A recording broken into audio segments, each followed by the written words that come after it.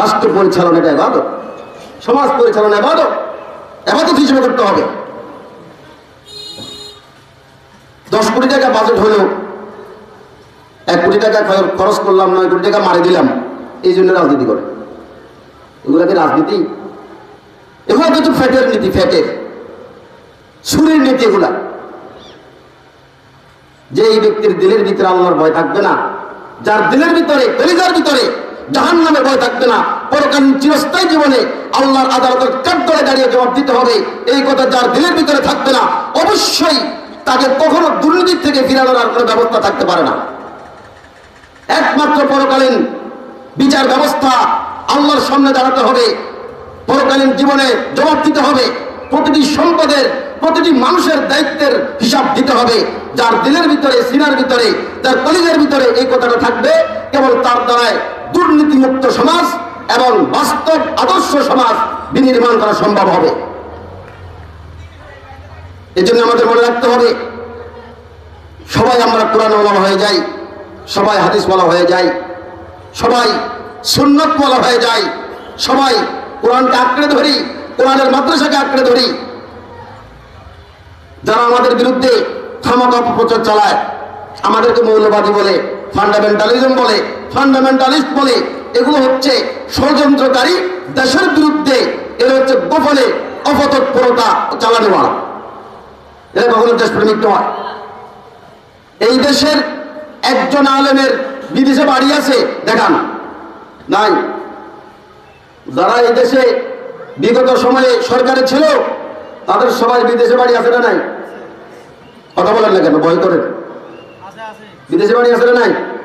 আছে। তাদের দেশপ্রেমিক কারা? দেশপ্রেমিক কারা? আমরা কি ক্ষমতা ছিলাম না? আমাদের মধ্যে যারা মন্ত্রী ছিল, এমপি ছিল, তারা কি বিদেশে বাড়ি দরকার বানাতে পারতো না? দেখেন, আমাদের আলেমদের একজনের বিদেশে বাড়ি আছে, লন্ডনে বাড়ি আছে, কানাডায় আছে, বেগমপাড়া আছে, দেখেন নাই। কিন্তু যারাই দেশের কথা বলে, স্বাধীনতার কথা বলে, মানুষের ভাগ্যের কথা বলে, যারা, তাদেরই দেখেন বিদেশে 10টা, 20টা, 30টা, 40টা, 100টা বাড়ি আছে। এটা কি দেশপ্রেম? এই জন্য আমাদের বুঝতে হবে, ইন্নাল্লাহা ওয়া মালাইকাতাহু ইউসাল্লুনা আলান নবী ইয়া আইয়ুহাল্লাযীনা আমানু সাল্লু আলাইহি ওয়া সাল্লিমু তাসলিমা আল্লাহুম্মা সাল্লি আলা سيدنا مولانا محمد وعلى آل سيدنا مولانا محمد اللهم صل على سيدنا مولانا محمد وعلى آل سيدنا مولانا محمد بلغ العلا بكماله كشف الدجى بجماله حسنت جميع خصاله صلوا عليه وآله بلغ العلا بكماله كشف الدجى بجماله حسنت جميع خصاله صلوا عليه وآله رہے میرے مسکن حوالی کعبہ بنے میرے مدفن دیار مدینہ بلغ العلا بكماله كشف الدجى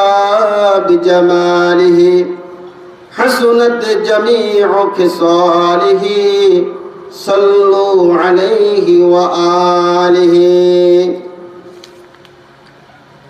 ফিরানিস মোহাম্মদ দুনিয়া সাহেবের হাফেজিয়া মাদ্রাসার উদ্যোগে আজকের এই পবিত্র তাফসিরুল কোরআন মাহফিলের শ্রদ্ধেয় সভাপতি হযরত উলামায়ে কেরাম, তলাবায়ে ইলম, এলাকার সর্বস্তরের মুরব্বিয়ানে কেরাম, যুবক ভাইয়েরা, ছোট ভাইয়েরা এবং পর্দার আড়ালে বসা সম্মানিত মা ও বোনেরা, আজকে আমরা মহাগ্রন্থ পবিত্র কুরআনুল কারীমের তাফসীরের অনুষ্ঠানে বসেছি অথবা শুনছি। এই কুরআনুল কারীমের মহাসমুদ্র থেকে 18 নং পারার সূরাতুল মুমিনুনের শুরুর দিকের কয়েকটি আয়াতখানি আমি তেলাওয়াত করেছি। আল্লাহ পাক যদি তৌফিক দেন, এই আয়াতগুলোর উপরে সংক্ষিপ্ত তাফসীর ইনশাআল্লাহ পেশ করার চেষ্টা করব। এর আগে আমি বলতে চাই, এই কুরআনুল কারীম এসেছে কার থেকে? আল্লাহ থেকে। যে আল্লাহ তাআলা সবার ঊর্ধ্বে, সকল কিছুর চাইতে যিনি সবচাইতে বড়, তার কাছ থেকে এই কুরআনুল কারীম আমাদের কাছে এসেছে। যে ফেরেশতার মাধ্যমে এসেছে, তিনি সকল ফেরেশতা জগতের ভিতরে সবচেয়ে দামি, সবচেয়ে শ্রেষ্ঠ ফেরেশতা হচ্ছেন হযরতে জিবরাইল আমিন আলাইহিস সালাম। তিনার মাধ্যমে এই কুরআন কারীম এই দুনিয়াতে এসেছে। যে সিনার উপর কুরআন কারীম অবতীর্ণ হয়েছে, নাজিল হয়েছে, এই সিনা হলো শুধু মানুষের ভিতরে শ্রেষ্ঠ সিনা এটা নয়, সকল মাখলুকাত, কুল কায়নাত, আসমান জমিন, সকল ফেরেশতা, সকল জিন্নাত, সকল ইনসান, সবার চাইতে যিনি শ্রেষ্ঠ সিনার অধিকারী, এমনকি সমস্ত নবীদের যিনি সর্দার, যিনি সমস্ত রাসূলদের সর্দার, এমন পবিত্র আত্মার উপরে সর্বশ্রেষ্ঠ সত্তা, মহান সত্তা, মহান ফেরেশতার মাধ্যমে মহান সিনার উপরে সর্বশ্রেষ্ঠ কিতাব এই কোরআন শরীফ আল্লাহ পাক নাযিল করেছেন। সুবহানাল্লাহ। সমস্ত আসমানি কিতাবের ভিতরে সবচেয়ে দামি যে কিতাব এই কোরআনুল কারীম। আজকে এই কোরআনুল কারীমের তাফসীরের অনুষ্ঠান, মাহফিল এবং কোরআনুল কারীম যে প্রতিষ্ঠানে শিক্ষা দেওয়া হয়, সেই প্রতিষ্ঠান কেন্দ্রিক মাহফিল হচ্ছে। সুতরাং গতকালকে এই মাহফিল ছিল না, আগামীকালকে থাকবে না। পুরো বছর আমরা ঘোরাফেরা করি আল্লাহর এই কোরআনকে সম্মান দেওয়ার জন্য, আল্লাহর এই পবিত্র কিতাবকে, মুসলমানদের সবচেয়ে দামি যে কনস্টিটিউশন, সবচেয়ে দামি সংবিধান এই কোরআনুল কারীম, তার আলোচনা আজকে হবে। চায়ের দোকানে আড্ডা আমরা কালকে দিতে পারবো, বিভিন্নভাবে হাঁটাফেরা চলাফেরা আগামীকাল করতে পারবো, কিন্তু মাহফিল তো থাকবে না। কাজেই আল্লাহর কোরআনের সম্মান দেওয়ার জন্য আমরা মাহফিলের প্যান্ডেলে চলে আসি, মাহফিলের অনুষ্ঠানে চলে আসি। আল্লাহ পাক আমাদের সবাইকে আল্লাহর কোরআনকে শ্রদ্ধা করার, সম্মান করার তৌফিক দান করুন। জবাব বলুন আমিন। রাসূল করিম সাল্লাল্লাহু আলাইহি ওয়াসাল্লাম বলেছেন, হুয়াল ফাসলু লাইসা বিল হাজল। এই কোরআনে কারীম হচ্ছে এমন কোরআন, যে কোরআনে কারীমের সিদ্ধান্তই মূল সিদ্ধান্ত, যে কোরআনে কারীমের কথাই মূল কথা, এটার সঙ্গে কোনো ঠাট্টা মস্করা করা যাবে না। হুয়া যিকরুল হাকিম। এই কোরআনে কারীম হচ্ছে মহাপ্রজ্ঞাময়, যিনি হিকমত এবং নিপুণতার অধিকারী। এমন মহান পবিত্র সত্তার আলোচনা এই কোরআনে কারীমে আছে। সুতরাং রাসূল বলেন, মান ক্বালা বিহি সাদাকা। এই কোরআনে কারীম দিয়ে কোন ব্যক্তি যদি কথা বলে, এই কোরআনুল কারীমকে কেউ যদি দলিল দিয়ে কথা বলে, এবং এই কোরআনুল কারীমের আলোচনা যখন চলবে, তোমরা অবশ্যই মনে করবে তিনি যা বলেছেন কোরআনে কারীম থেকে তা সত্য বলেছেন। ওয়ামান আমিলা বিহি উজিরা। আল্লাহর রাসূল বলেন এই কোরআনে কারীম মাফিক কেউ যদি আমল করে, অবশ্যই আমি আল্লাহ রাব্বুল আলামিন তাকে উজরত দান করব, প্রতিদান দান করে দেব। এরপরে বলেন ওয়ামান হাকামা বিহি আদালা। এই কোরআনে কারীমকে দিয়ে কেউ যদি বিচার বিভাগ পরিচালনা করে, সে ইনসাফ প্রতিষ্ঠা করবে। কাজেই কোরআনে কারীম ছাড়া ইনসাফ প্রতিষ্ঠার আর কোনো শিক্ষা নাই। কোরআনে কারীমের প্রদত্ত শিক্ষা ব্যবস্থা ছাড়া যত শিক্ষা ব্যবস্থা আছে আমার এই দেশে, বহির্বিশ্বে, সারা পৃথিবীতে সব জায়গাতেই হচ্ছে নাস্তিকবাদকে সামনে রেখে তাদের সকল শিক্ষা সিলেবাস, শিক্ষা ব্যবস্থা প্রণয়ন করা হয়েছে। একমাত্র ইনসাফ প্রতিষ্ঠার, মনুষ্যত্ব শিক্ষার একমাত্র সিলেবাস, একমাত্র শিক্ষা এই কোরআনে কারীমের শিক্ষা। এই কোরআনে কারীম দিয়ে শান্তির সমাজ প্রতিষ্ঠা করা যাবে। আমার এই দেশে কোরআনে কারীমের বিধানের কথা আলোচনা করলে অনেক মুসলমান হয়ে মনে কষ্ট যায়। ওয়াজ করতে বসছেন, কোরআন শরীফের আলোচনা করেন, রাজনীতির কথা কেন বলেন? এই প্রশ্ন করে কি করে না? করে। মুসলমান কাকে বলে?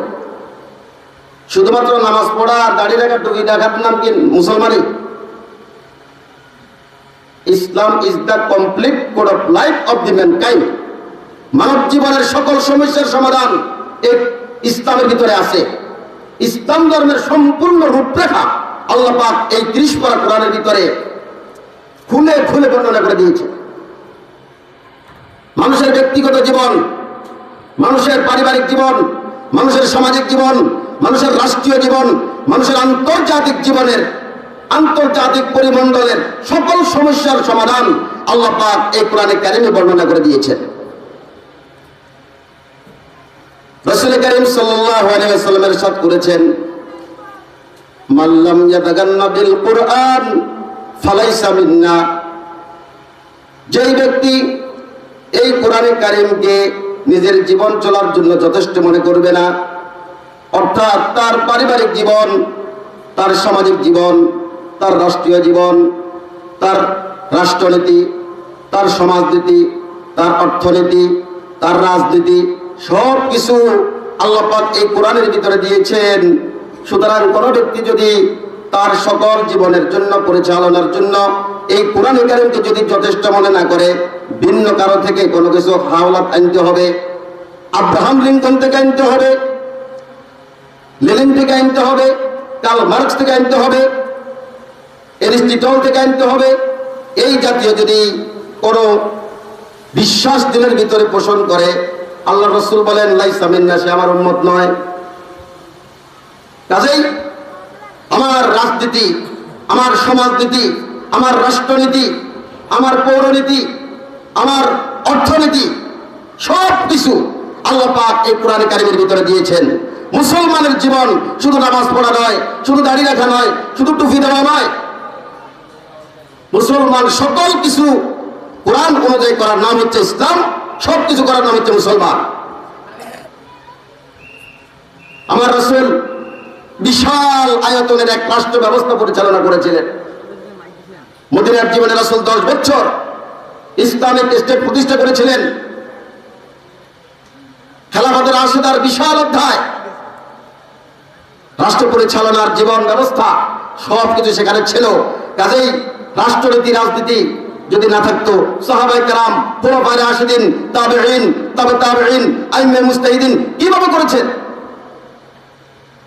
আসল কথা হলো কোরআনের শিক্ষার রাজনীতি যেটা, এটা হলো সকল দুর্নীতিবাজদের দুর্নীতির বিরুদ্ধে এক বড় আন্দোলন।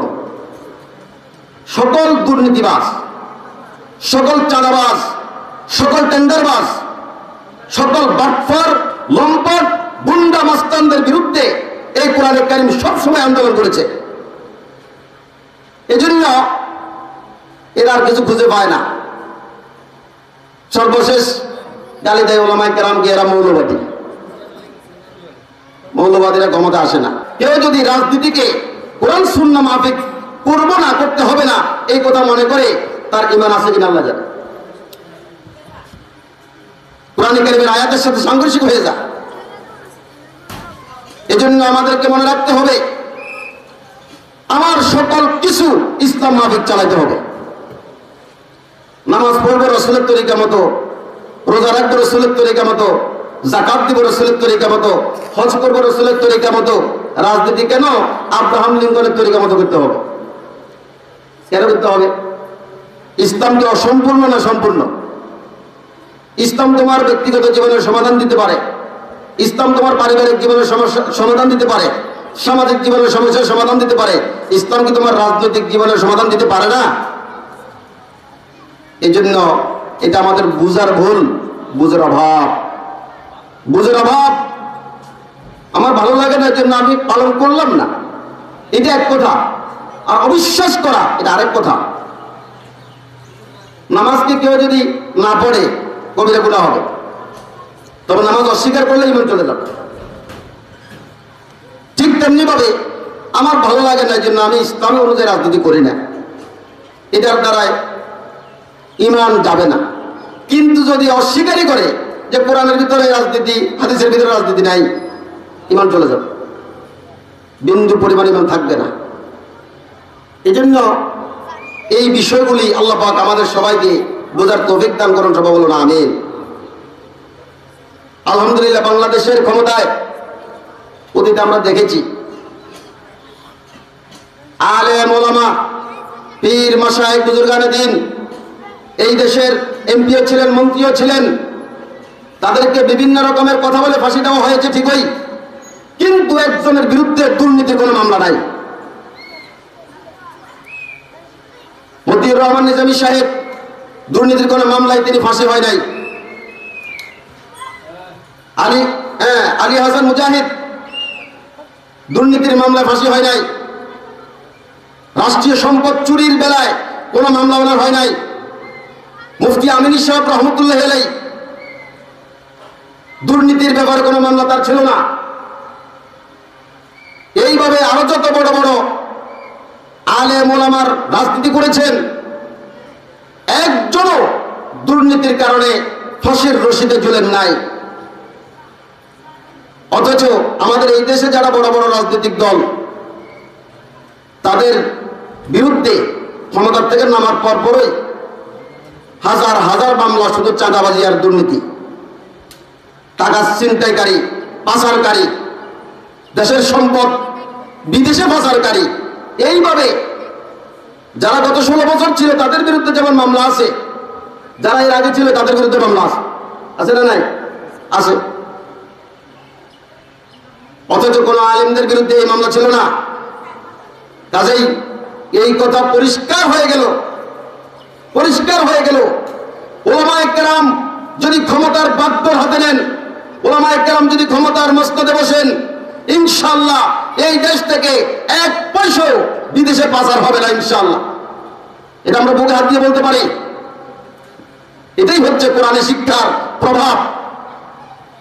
যারা কোরআনের শিক্ষাকে বাদ দিয়ে ভিন্ন শিক্ষায় শিক্ষিত হয়ে রাজনীতি করে, এরা একজনও মানুষের রাজনীতি করে না, এরা ফ্যাটের রাজনীতি করে।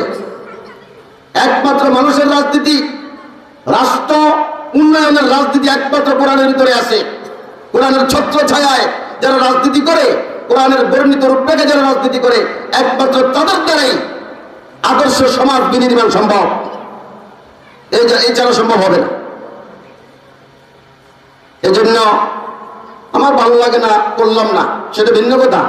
কিন্তু যারা করে তাদেরকে মৌলবাদী বলে দিলাম, তাদেরকে ধর্মান্ধ বলে দিলাম, তাদেরকে ফান্ডামেন্টালিস্ট বলে দিলাম, তাদেরকে ধর্ম ব্যবসায়ী বলে দিলাম।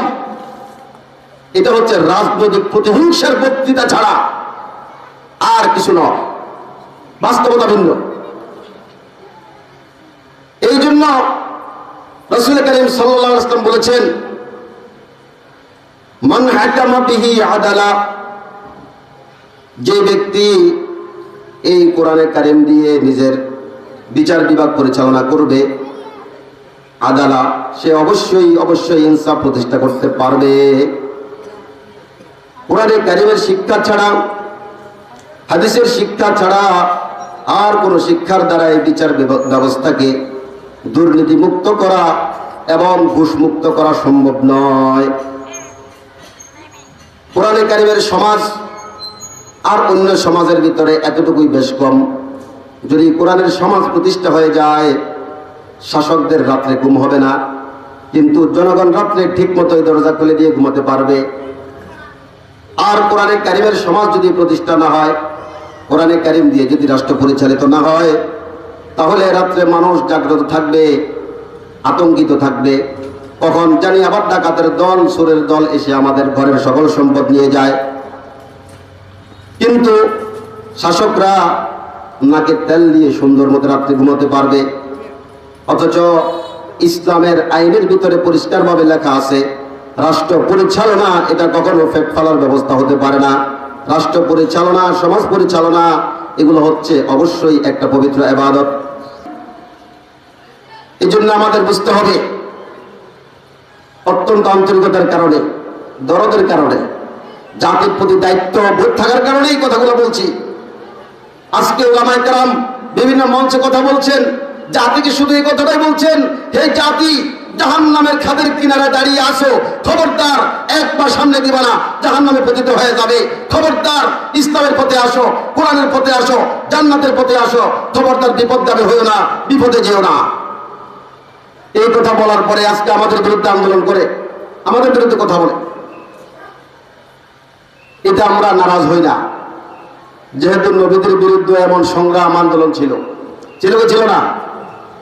রাসূলুল্লাহ সাল্লাল্লাহু আলাইহি ওয়াসাল্লাম বলেছেন, ক্বালান নবিয়্যু সাল্লাল্লাহু আলাইহি ওয়াসাল্লাম, আশাদ্দুন নাসি বালাআন আল আমবিয়া ফাল আমবিয়া সুম্মাল আমসাল ফাল আমসাল ইউবতালাল মারউ আলা কদরি দীনিহি আও কামা ক্বালান নবিয়্যু আলাইহিস সালাতু ওয়াস সালাম। এই পৃথিবীতে সবচাইতে বেশি যারা বিপদগ্রস্ত ছিলেন, এই পৃথিবীতে যারা সবচাইতে বেশি আফতগ্রস্ত ছিলেন, তারা ছিলেন আম্বিয়ায়ে কেরাম, তারা ছিলেন নবীরা, রাসূলরা। এরা বেশি বিপদে ছিলেন। একে তো নিজের বংশের লোকেরা পর্যন্ত নবীদেরকে থুতু মারত, নিজের গোত্রীয় লোকেরা, নিজের এলাকার লোকেরা আম্বিয়ায়ে কেরামের মুখের উপরে থুতু মেরে দিত। নবীদের একটাই অপরাধ, তারা দ্বীনের কথা বলেছেন, আল্লাহর কথা বলেছেন, রাসূলের কথা বলেছেন, এবং তারা হেদায়েতের কথা বলেছেন। হেদায়েত তো গ্রহণ করলই না, উল্টা নবীদের মুখের ভিতরে থুতু পর্যন্ত নিক্ষেপ করে দিয়েছে। অথচ নবীরা বলেছেন, হে জাতি, কুলু লা ইলাহা ইল্লাল্লাহ তুফলিহু, there is no god except Allah, আল্লাহ ছাড়া আর কোন ইলাহ নেই, আর কোন মাবুদ নেই, এক আল্লাহকে ইলাহ বিশ্বাস করো, তোমরা কামিয়াব হয়ে যাবে। নবীরা এই কথা কেন বলেছেন? এই জন্য নবীদের মুখে থুতু মেরেছেন, মুখে কাপড় দিয়েছেন, নবীদের বিরুদ্ধে আন্দোলন করেছেন, সংগ্রাম করেছেন। অথচ নবীরা পেটে পাথর বেঁধে এই জাতিকে জাহান্নাম থেকে বাঁচানোর ফিকির করেছে। এই জন্য মনে রাখতে হবে, রাসূলুল্লাহ সাল্লাল্লাহু আলাইহি ওয়াসাল্লাম বলেছেন, আশাদ্দুন নাসি বালাআন আল আমবিয়া ফাল আমবিয়া সুম্মাল আমসাল ফাল আমসাল। সবচাইতে এই পৃথিবীতে বেশি বিপদগ্রস্ত ছিলেন আম্বিয়ায়ে কেরাম। আমাদের নবীর পরে আর কোনো নবী হবে না। নবীর ওয়ারিসটা হচ্ছেন উলামায়ে কেরাম। এই উলামায়ে কেরাম নবীদের কাজ করে যাবেন, মানুষকে সত্যের কথা, দ্বীনের কথা, হকের কথা বলে যাবেন। এরপরে এই নবীদের পরিবর্তে যেহেতু উলামায়ে কেরাম কাজ করে যাবেন, নবীরা যেইভাবে স্বজাতির পক্ষ থেকে বিপদগ্রস্ত হয়েছিলেন, নিজের স্বগোত্রীয় লোকদের মাধ্যমে বিপদগ্রস্ত হয়েছিলেন, ঠিক তেমনি ভাবে বর্তমান যুগে যারা উলামায়ে কেরাম হিসেবে দাওয়াত দিবেন, তারাও নিজের এলাকার মানুষ, স্বগোত্রীয় মানুষ, নিজের স্বজাতি মানুষের কারণে আক্রান্ত হয়ে যাবেন। এটাই স্বাভাবিক, এটাই স্বাভাবিক। এরপর আল্লাহ রাসূল বলেন, ইউবতালাল মারউ আলা কদরি দীনিহি, যার ইমান যত মজবুত তার জন্য পরীক্ষা আছে তত বড়। পরীক্ষা আছে কি তত বড়। মুসলমানের উপরে শুধু বিপদ আর বিপদ, একটার পর একটা বিপদ আসেই। যারা বেশি ইসলাম পালন করে তাদের উপর একটার পর একটা সিংহহারের মুতির মতো একটার পর একটা বিপদ আপদ আসতেই থাকে। কথা ঠিক নেবে ঠিক। আজকে একটা রোগে আক্রান্ত হলেন, সুস্থ হলেন, কালকে আপনার ওয়াইফ আক্রান্ত হয়ে গেল, তার সুস্থতা হলেও বাচ্চা অসুস্থ হয়ে গেল, সে সুস্থ হয়ে গেল, বাপ অসুস্থ হয়ে গেল, সে সুস্থ হলো, শ্বশুর অসুস্থ হয়ে গেল। এরকম বিপদ আছে না নাই? আছে না নাই? এগুলো হচ্ছে বিপদ। যুক্তালাল মারউ আলা কদরি দীনিহি, মানুষকে তার ঈমান অনুপাতে পরীক্ষা করা হবে। যার ঈমান যত বড় হবে তার পরীক্ষাটা তত বড় হবে। কাজেই কোন অবস্থাতেই মনকে ছোট করা যাবে না, মন ছোট করা যাবে না। সর্ব অবস্থায় ধৈর্যের পাহাড় বুকে নিয়ে অটুটভাবে আল্লাহর পরীক্ষার সামনে দাঁড়িয়ে থাকতে হবে, দাঁড়িয়ে থাকতে হবে ধৈর্যের পাহাড় নিয়ে, যে আল্লাহ পাক অবশ্যই দিবে, এর প্রতিদান দিবে। আমাদের স্বজাতি, আমাদের স্বগোত্রীয় মানুষরা আমাদেরকে যতই কাদা নিক্ষেপ করে কোরআনে কারিমের দাওয়াতের কারণে আর কথা বলার কারণে আমরা আমাদের সেই কাজ করতেই থাকবো, করতেই থাকবো, আমরা পিছ পাবো না। কবি বলেছেন, বাতিল সে দবনে ওয়ালে আয়ে আসমানে হাম सो बार कर चुका है तू इम्तिहा हमारा। বাতিলের কারণে হে আসমান তুমি সাক্ষী থাকো, বাতিল যতই বাতিলের রূপ ধারণ করে এসেছে, আমরা কখনো আমাদের দাওয়াতি কাজ বন্ধ করি নাই, আমরা আমাদের দাওয়াতি কাজ কখনো বন্ধ করব না, আমরা আমাদের দাওয়াতি কাজ চালাতেই থাকবো। যদিও শতবার পরীক্ষা দিতে হয়, শতবার পরীক্ষা দেওয়ার পরেও আমরা আমাদের দাওয়াতি মিশন, তাওহীদের মিশন, একাত্মবাদের মিশন চালাতেই থাকবো। ইনশাআল্লাহ বন্ধ হবে না, চালাবেন ইনশাআল্লাহ। এই জন্য চালাবো। সাথে সাথে আল্লাহর কাছে সাহায্য চাইতে হবে। হে আল্লাহ সাহায্য করুন, হে আল্লাহ সাহায্য করুন। অনেকজন আমাদেরকে বলে, হুজুর এত আলেম ওলামা দাওয়াত দিচ্ছেন, এত ওলামায়ে কেরাম দোয়া করতেছেন, আপনাদের তার কোনো পরিবর্তন হচ্ছে না কেন? আল্লাহ পাক পবিত্র কোরআনে তার জবাব দিয়েছেন। আল্লাহ পাক বলেন, আম হাসিবিতুম আন তাদখুলুল জান্নাতা ওয়ালাম্মা ইয়াতিকুম মাসালুল লাযীনা খালাউ মিন ক্বাবলিকুম মাসসাতুহুমুল বাসাউ ওয়াদ-দাররা ওয়াযুলজিলু হাত্তা ইয়াকুলার রাসূলু ওয়াল্লাযীনা আমানু মা'হু মাতা নাসরুল্লাহ আলা ইন্না নাসরাল্লাহি করিব। আল্লাহ পাক বলছেন, তোমরা ধারণা করেছো এত সহজে সহজে জান্নাতে চলে যাবে, এমনি এমনি ঈমান গ্রহণ করেছো জান্নাতে চলে যাবে। অথচ এর আগেকার যে সমস্ত জাতিরা ছিল তাদের কাছে কত বিপদ এসেছে, হঠাৎ করে দুর্ভিক্ষ এসেছে, খাওয়ার নাই, পানি নাই, টিউবওয়েলে পানি নাই, নদীতে পানি নাই, কূপে পানি নাই, পুকুরে পানি নাই, দুর্ভিক্ষ এসে গেল, হাহাকার পড়ে গেল, পানি নাই, দুর্ভিক্ষ, অসুস্থ, ওয়াজুল ছিল, আবার ভূমিকম্প, চতুর্দিক থেকে বিপদ আর বিপদ। হাত্তা ইয়াকুলার রাসূল ওয়াল্লাযীনা আমানু মা'হু, রাসূলরাও এবং রাসূলদের সাথে যারা ঈমান এনেছিল তাদের উম্মতেরা, তারাও বলেছিল মাতা নাসরুল্লাহ, তখন আমাদের জন্য আসমান থেকে সাহায্য আসবে। আল্লাহ পাক আওয়াজ দিয়ে বলেছেন, আলা ইন্না নাসরুল্লাহি করিব। একটু ধৈর্য ধরো, আরেকটু ধৈর্য ধরো, তোমাদের সাহায্য খুব নিকটে চলে আসবে, চলে আসবে। এই জন্য আমরাও বলি, আপনারা দেশ স্বাধীন করেছেন, এখনো আপনারা ঝামেলা মুক্ত নয়। ধৈর্যের পাহাড় নিয়ে দাঁড়িয়ে থাকতে হবে, দাওয়াতি কাজ করতে হবে। এবং আমি পূর্বাভাস লক্ষ্য করছি, ইনশাআল্লাহ নতুন দিগন্ত দিতে হবে, নতুন সূর্য দিতে হবে বাংলাদেশে ইনশাআল্লাহ। আমরা অপেক্ষা করছি। এই জন্য দাওয়াতি মিশন বন্ধ করা যাবে না, দাওয়াতি কাজ করতে হবে, বলতে হবে, মানুষকে বলতেই হবে, মানুষের ম্যান্ডেট যাতে পরিবর্তন হয়, এই জন্য আমাদের দাওয়াতি মিশন চালাতে হবে। দেখেন না একবার কোরআনকে ক্ষমতায় দিয়ে দেখেন, আলেম ওলামাকে ক্ষমতায় দিয়ে দেখেন, ইনশাআল্লাহ দেশ কেমন সুন্দর হয়ে যায়। স্বাধীনতার 54 বছরে বিচার ব্যবস্থা সব সময় দুর্নীতিযুক্ত, ঘুষ এর মাধ্যমে বিচার ব্যবস্থাটা হয়ে যায়। এই জন্য ইনশাল্লাহ আমরা ক্লান্ত হব না, পরিশ্রান্ত হব না, আমরা আমাদের পিছপা হব না। ইনশাল্লাহ বুকে ইমানি চেতনা নিয়ে, ইস্পাত কঠিন সংকল্প নিয়ে, দৃঢ় প্রত্যয় নিয়ে আমাদেরকে সামনে এগিয়ে যেতে হবে। ইনশাল্লাহ বিজয় আমাদের পদচুম্বন করবেই করবে ইনশাল্লাহ। এই জন্য ইনশাল্লাহ আমরা কাজ করব এবং কোরআনে কারিমের দাওয়াত দেব। আল্লাহ পাক তৌফিক দান করুন, সবাই বলুন আমিন। আমরা যেহেতু ঈমান গ্রহণ করেছি, আল্লাহ পাক সূরাতুল মুমিনুনের শুরুর দিকের 10টি আয়াতে ঈমানদারের 6টি গুণের কথা আলোচনা করেছে। কতটি গুণ বলেন? 6টি গুণ। আল্লাহ পাক বলেছেন, قد أفلح المؤمنون الذين هم في صلاتهم خاشعون। ঈমানদাররা সফল হয়েছে। ঈমানদার কারা? ঈমানদারের 6টা গুণ আছে। এই 6 গুণ যদি অর্জিত হয়, অবশ্যই ঈমান গ্রহণ করার পরে যদি এই 6 গুণ বলা যদি হয়ে যায়, আল্লাহ পাক অত্যন্ত শক্তভাবে কসম দিয়ে বলছেন অবশ্যই মুমিনরা সফল কাম হয়ে যাবে। শর্ত হলো মুমিনরা ঈমান গ্রহণ করার পরে 6টা কাজ করে যেতে হবে। কয় কাজ? 6 কাজ। 1 নম্বর, আল্লাযীনা হুম ফি সলাতিহিম খাশিউন, যারা একাগ্র চিত্তে নামাজ আদায় করবে। একাগ্র চিত্তে নামাজ আদায় করার অর্থ কি? একাগ্র চিত্তে নামাজ আদায় করার অর্থ, এটার অর্থ হচ্ছে মানুষ যখন নামাজে দাঁড়ায়, রাসূলুল্লাহ সাল্লাল্লাহু আলাইহি ওয়াসাল্লাম হাদিসে বলেন, তখন নামাজের দিলের ভিতরে শয়তান আসি বলে, উস্কুর কাজা, উস্কুর কাজা।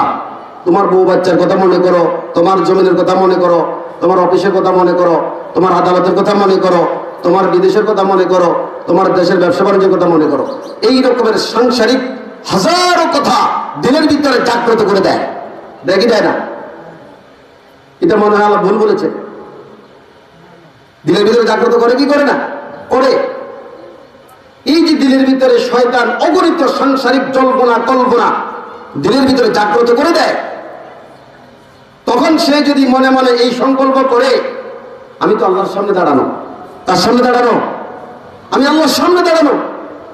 আল্লাহ রাসূল বলেন, আনতা বুদাল্লাহ কাআন্নাকা তারাহু ফাইন লাম তাকুন তারাহু ফাইন্নাহু ইয়ারাক।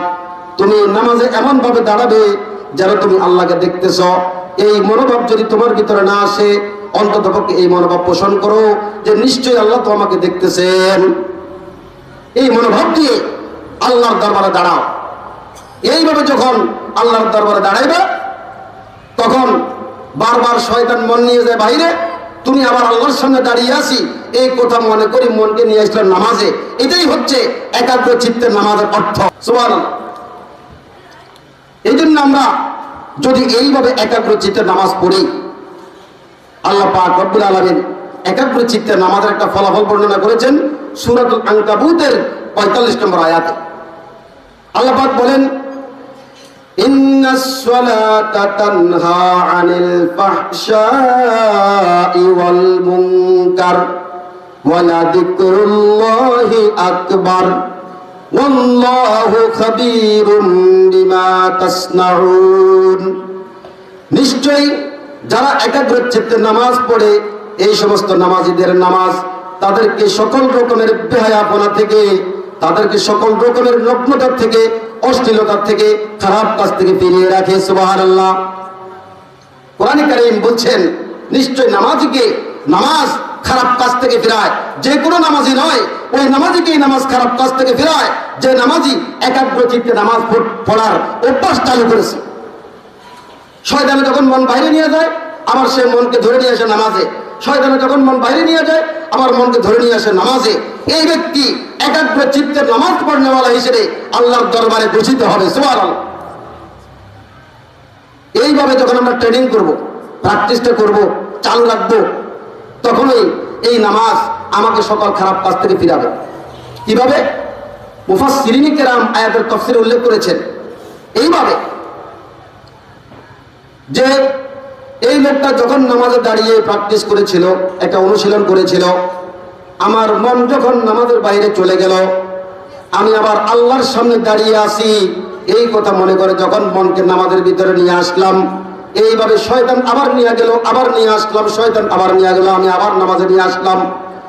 এইভাবে যে একটা মুজাহাদা, এই যে একটা অনুশীলন, এই যে একটা রিয়াজত আমি চালু করলাম, এই নামাজটা শেষ করে আমি যখন বাইরে যাব, এরপরে যখন আমি দেখব নামাজের মসজিদের বাইরে জেনার দরজা খোলা, বেহায়াপনার দরজা খোলা, ডাকাতের দরজা খোলা, ঘুষের দরজা খোলা, সুদের দরজা খোলা, তখন আমি যদি সুদ খাই, আমি যদি ঘুষ খাই, আমি যদি দুর্নীতি করি, আমার দিলের ভিতরে একবারও জাগবে না আল্লাহ আমাকে দেখতেছেন। জাগবে কি জাগবে না? অবশ্যই জাগবে। যে নামাজ আল্লাহ আমাকে দেখতেছেন মনে করি নামাজের ভিতরে মনকে নিয়ে আসলাম, অবশ্যই সুদের ঘুষের কারবার যখন দেখতেছি, এটা তো আল্লাহ নিষেধ করেছেন, এখন আমি কিভাবে খাই আল্লাহ তো আমাকে এখানেও দেখেন। সুবহানাল্লাহ। এইভাবে নামাজিকে তার নামাজ বেহায়াপনা থেকে, নগ্নতার থেকে ফিরায়। সুবহানাল্লাহ। এই জন্য আল্লাহ পাক বলেছেন, হে ঈমানদাররা, ঈমান গ্রহণ করার পরে সবচাইতে প্রথম এবং প্রধান কাজ হচ্ছে একাগ্র চিত্তে নামাজ আদায় করা।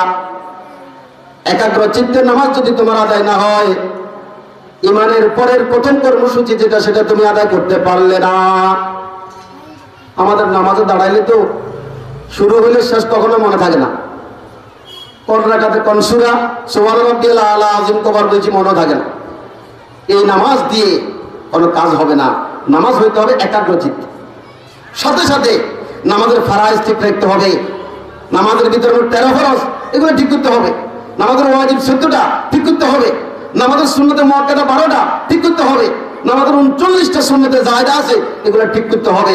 তাহলে নামাজ যদি এই সমস্ত সুন্নত, ওয়াজিব, ফরজ, আদাব, মুস্তাহাবাত এগুলো যদি ঠিক করে নামাজ আদায় করা হয়, আবার দিলকে আল্লাহর দিকে রাখা হয়, অবশ্যই এই নামাজ তাকে খারাপ কাজ থেকে ফিরাবে। সুবহানাল্লাহ।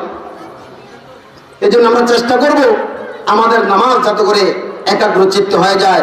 আল্লাহ পাক আমাদেরকে নামাজটাকে সঠিকভাবে আদায় করার, মুমিনের সফলতার প্রথম গুণ অর্জন করার তৌফিক দান করুন। সবাই বলুন আমিন।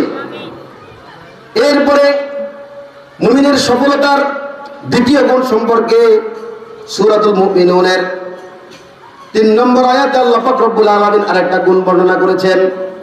সেই গুণটি হলো আল্লাহ পাক বলেন, ওয়াল্লাযীনা হুম আনিল লাগবি মুরিদুন।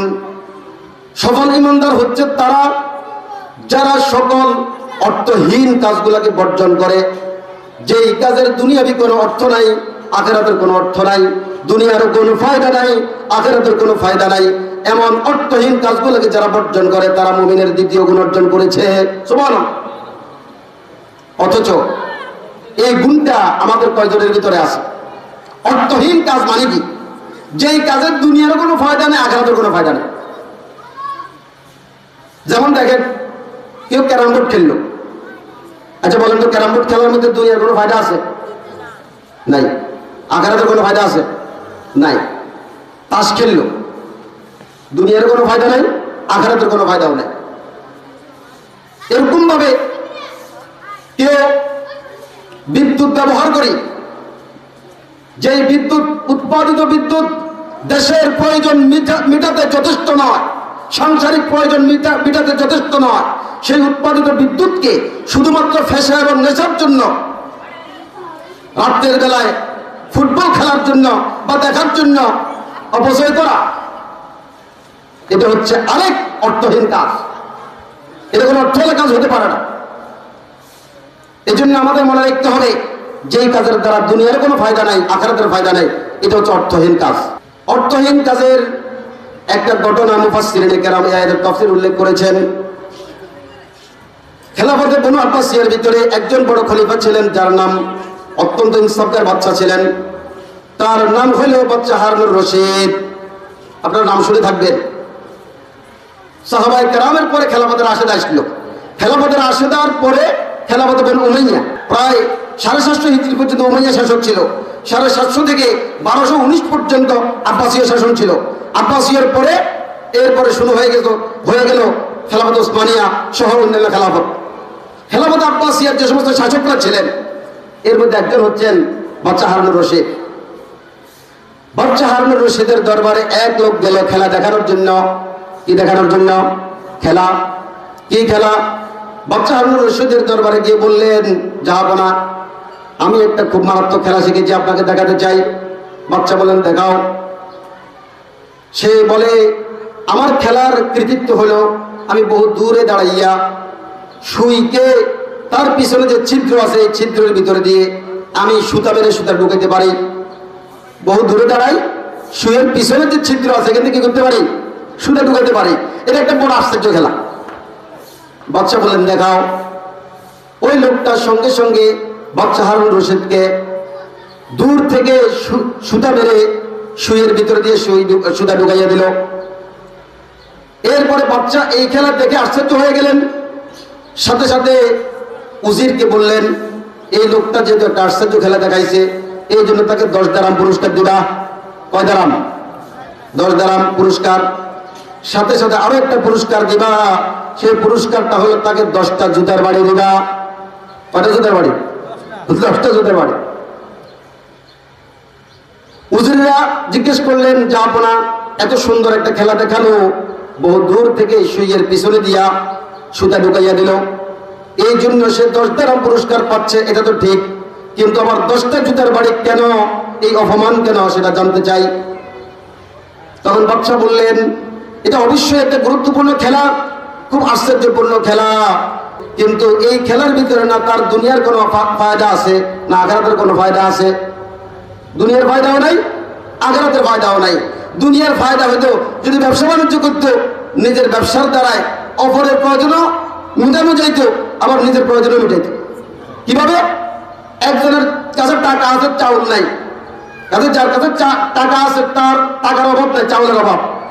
যে ব্যক্তির কাছে চাউল আছে তার চাউলের অভাব নাই, টাকার অভাব।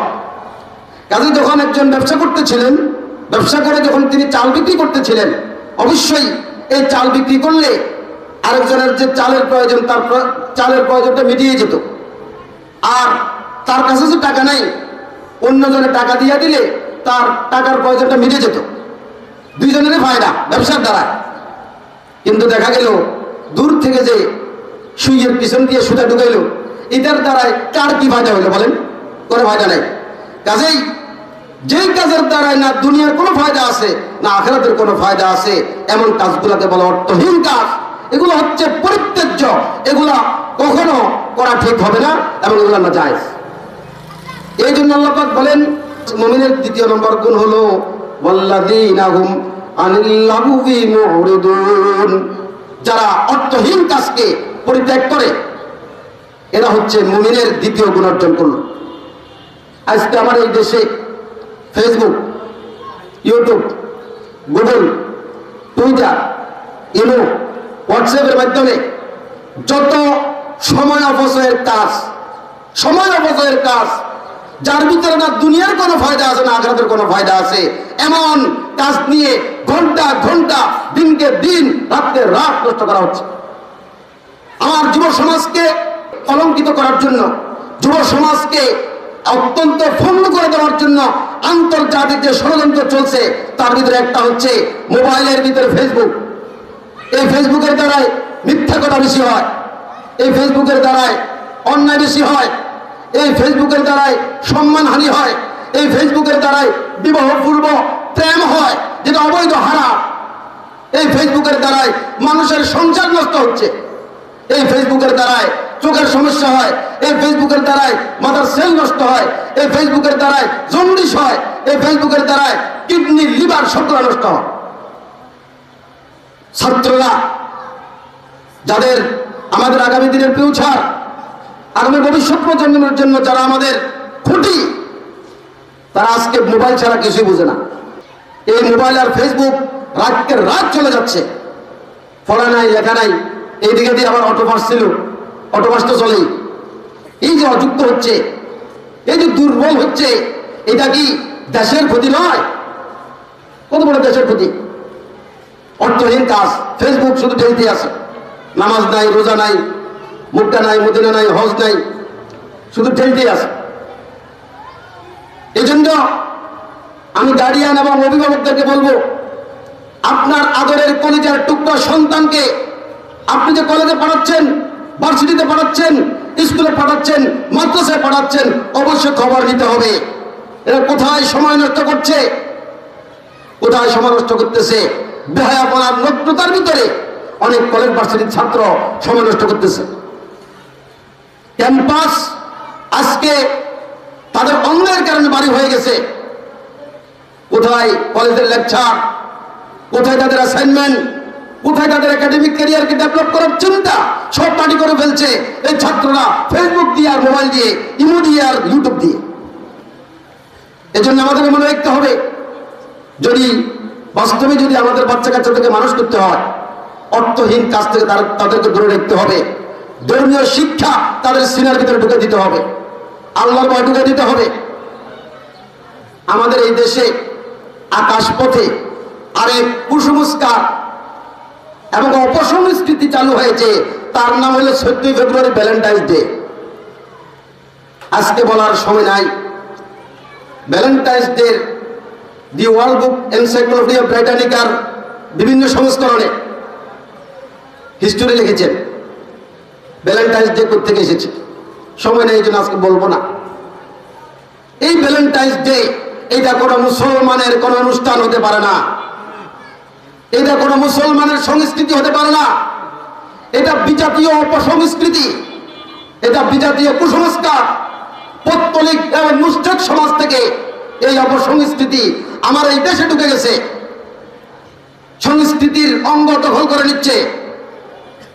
আজকে তামাশা করে যদি পালন করা হয়, আগামী জীবনে সংস্কৃতির অঙ্গ থেকে এই অপসংস্কৃতিকে অপারেশন করে আপনি বের করতে পারবেন। এজন্য সতর্ক থাকতে হবে। বাচ্চা কাচ্চা আমরা কলেজে পাঠাই, ভার্সিটিতে পাঠাই, মাদ্রাসায় পাঠাই, স্কুলে পাঠাই, সে কি করতেছে, ক্লাস টাইমের বাইরের সময়গুলো কোথায় সে দিচ্ছে, ক্লাস টাইমে সঠিকভাবে ক্লাসে গেল কিনা, আমাদেরকে সজাগ দৃষ্টি রাখতে হবে, সজাগ দৃষ্টি রাখতে হবে, নষ্ট হয়ে যাবে। এবং বাচ্চাদের হাতে আমরা যে অ্যান্ড্রয়েড সেট, টাচ মোবাইল, এগুলো আমরা না দেওয়ার চেষ্টা করব, না দেওয়ার চেষ্টা করব। এই জন্য আমি বলবো, আল্লাহ পাক যে অর্থহীন কাজ থেকে বিরত থাকতে বলেছেন, এটা ইমানদারের দ্বিতীয় গুণ। আমি শুধু শিরোনামগুলো বলে দিচ্ছি, আজকের আলোচনা করব না। তৃতীয় নম্বর গুণ হলো, আল্লাহ পাক বলেন ওয়াল্লাযীনা হুম লিয-যাকাতি ফাঈলুন। ইমানদারের 3 নম্বর গুণ হলো যারা যাকাত আদায় করে। কি আদায় করে? যাকাত আদায় করে। ইমানদারের 4র্থ গুণ হলো ওয়াল্লাযীনা হুম লিফুরুজিহিম হাফিজুন। যারা নিজের সতীত্ব রক্ষা করে চলে, নিজের সতীত্ব নষ্ট হতে দেয় না। এটা হলো ইমানদারের, এটা হলো 4র্থ নম্বর গুণ। 5 নম্বর গুণ হলো ওয়াল্লাযীনা হুম লিআমানাতিহিম ওয়া আহদিহিম রাউন। যারা আল্লাহ প্রদত্ত সকল আমানতগুলোকে হেফাজত করে, আমানতের খেয়ানত করে না। মুফাসসিরিনে কেরাম বিভিন্ন তাফসীরে লিখেছেন, এখানে আমানত বলার অর্থ হলো, আমানত মানে হলো শরীয়তের সকল বিধিবিধান, আহকামুল হালাল ওয়াল হারাম, হালাল হারামের যে বিধান, সেটাই হচ্ছে আল্লাহ প্রদত্ত আমানত। এই আমানতকে যারা হেফাজত করবে, তারা হচ্ছে ইমানদারের 6 নম্বর গুণ অর্জনকারী। এরপর হলো ওয়াহদিহিম, এবং যারা আল্লাহ পাকের ওয়াদাকে রক্ষা করে। 6 নম্বর গুণ হলো ওয়াল্লাযীনা হুম আলা সালাওয়াতিহিম ইউহাফিজুন। যারা সময় মতো নামাজ পড়ে, সময় মতো নামাজ পড়ে। আল্লাহ পাক বলেন ইন্নাস সালাতা কানাত আলাল মুমিনিনা কিতাবাম মাওকুতা। সময় মতো নামাজ পড়া প্রত্যেক নরনারীর জন্য ফরজ। কাজেই নামাজ শুধু পড়লে হবে না, সময় মতো পড়তে হবে। কাজা করা যাবে না, সময় আসার আগেও পড়া যাবে না, আবার পরেও পড়া যাবে না। এই 6 গুণ। 1 নম্বর একাগ্র চিত্তে নামাজ, 2 নম্বর অনর্থক কাজ থেকে বিরত, 3 নম্বর যাকাত আদায় করা, 4 নম্বর সতীত্ব রক্ষা করা, 5 নম্বর আল্লাহ প্রদত্ত সকল আমানত কোরআনের বিধানকে রক্ষা করা, এবং সাথে সাথে নিজের সকল চুক্তিকে হেফাজত করা। 6 নম্বর হচ্ছে সময় মতো নামাজ আদায় করা। এই 6 কাজ যারা করবে, আল্লাহ পাক বলেন উলাইকা হুমুল ওয়ারিসুন আল্লাযীনা ইয়ারিসুনাল ফিরদাউসা হুম ফিহা খালিদুন। এরা হচ্ছে জান্নাতুল ফিরদাউসের উত্তরাধিকারী হয়ে যাবে, সুবহানাল্লাহ, এবং সেই জান্নাতে চিরকাল থাকবে। আল্লাহ পাক আমাদের সবাইকে সফল ইমানদারের যে 6 গুণের কথা সূরাতুল মুমিনুনের প্রথম 10 আয়াতে বর্ণনা করেছেন, ফলাফল সহ সবগুলিকে যথাযথভাবে মেনে চলার তৌফিক দান করুন, সবাই বলুন আমিন। ঈমান গ্রহণ করার পরে এই গুণগুলি আমাদের অর্জন করতে হবে। সাথে সাথে কোরআনের শিক্ষার প্রচলন, কোরআনের দাওয়াত এগুলো অব্যাহত গতিতে চালু রাখতে হবে। আল্লাহ পাক তৌফিক দান করুন। এবং এই কোরআনিক কারিমের যে প্রতিষ্ঠান, আমাদের এই ফিরানিস মোহাম্মদ বিজয় সাহেবের হাফিজিয়া মাদ্রাসা, এটা কোরআনের একটা বাতি, কোরআনের কি বাতি, এই বাতি নিবানো যাবে না, এই বাতি চালিয়ে রাখতে হবে। যারা বাতির বিরুদ্ধে ষড়যন্ত্র করবে, একটা কথা মনে রাখবেন, যারা কোরআনের বাতির বিরুদ্ধে ষড়যন্ত্র করে এরা বেশি দিন টিকে না। টিম টিম করে যে বাতি জ্বলছে সেটা জ্বলতেই থাকবে।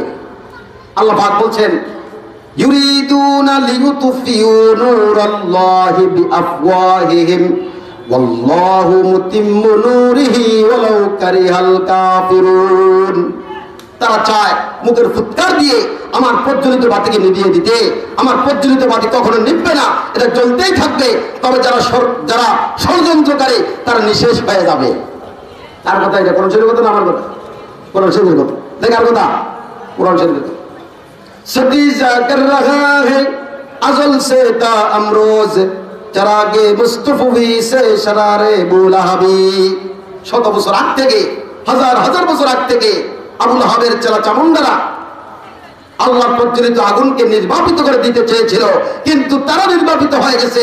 আল্লাহ প্রজ্বলিত সে বাতি টিম টিম করে জ্বলছে, সেটা কখনো নির্বাপিত হয় নাই। সুবহানাল্লাহ। ইনশাআল্লাহ চলবে, মাদ্রাসা মুক্ত, এদেশের খানকা পীর মাশায়েখ বুজুর্গান থাকবে, ইনশাআল্লাহ ইসলাম থাকবে, দেশ থাকবে।